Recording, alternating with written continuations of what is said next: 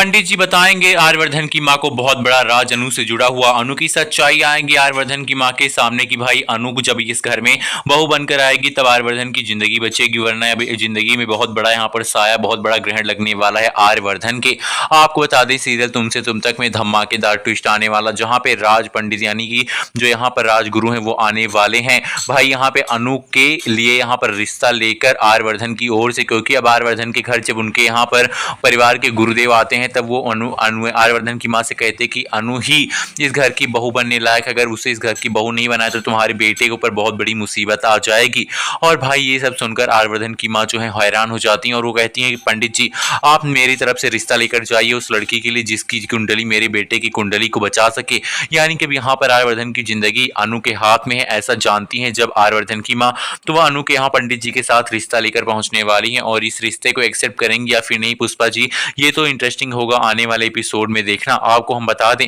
कि भाई सीरियल तुमसे तुम तक में अब बहुत जल्द यहाँ पे परिवार के जो गुरुदेव हैं वो आने वाले हैं भाई, उनके परिवार में आर्यवर्धन के, और आर्यवर्धन की मां से कहने वाले हैं कि मैंने आर्यवर्धन की कुंडली देखी है और इसीलिए मैं तुम्हारे घर आया हूँ। आर्यवर्धन की जिंदगी में बहुत बड़ा ग्रहण लगने वाला है, बहुत ही खराब दशा आने वाली है और इस दशा से बचाने के लिए ऐसी लड़की चाहिए जिसके ग्रह दशा यहाँ पर इस चीज के अनुकूल हो और वो तुम्हारे बेटे की जिंदगी को बचा सके। अब भाई यहाँ पर पंडित जी बताते हैं कि जब इसकी शादी कर दोगी तो जितनी भी विपदा और जितनी भी मुसीबत होगी वो आर्यवर्धन के ऊपर ना कि बल्कि उसकी अर्धांगिनी उसकी पत्नी के ऊपर आ जाएगी।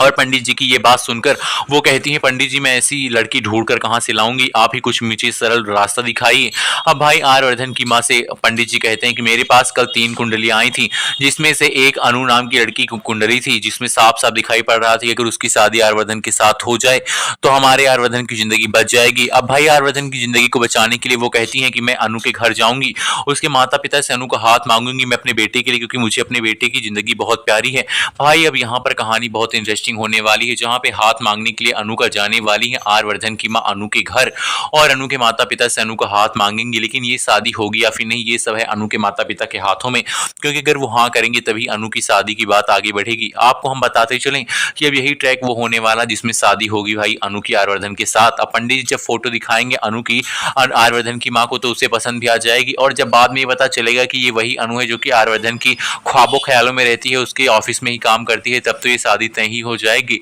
और इस शादी के लिए भाई अनु भी हाँ कर देने वाली है आर्यवर्धन की मां से। अब उसके माता पिता भी कुछ नहीं कहेंगे और शादी के लिए अनु से कहेंगे अगर तुम्हें शादी पसंद तो मैं भी तुम्हारी शादी आर्यवर्धन के साथ करने के लिए तैयार हूँ। अब भाई अनु की माँ के सामने अनु कह देगी हाँ मैं इस शादी के लिए तैयार हूँ, और आर्यवर्धन की माँ भी खुश हो जाएंगी। भाई अब यहाँ पर अनु और आर्यवर्धन की शादी होगी, लेकिन शादी के बाद कहानी में क्या नया ट्विस्ट आएगा ये तो देखना बेहद इंटरेस्टिंग होगा। लेकिन पंडित जी की यहाँ पर आने की जो संभावनाएं हैं वो बहुत ज्यादा है, और पंडित जी का आना यानी कि शादी होना ही है।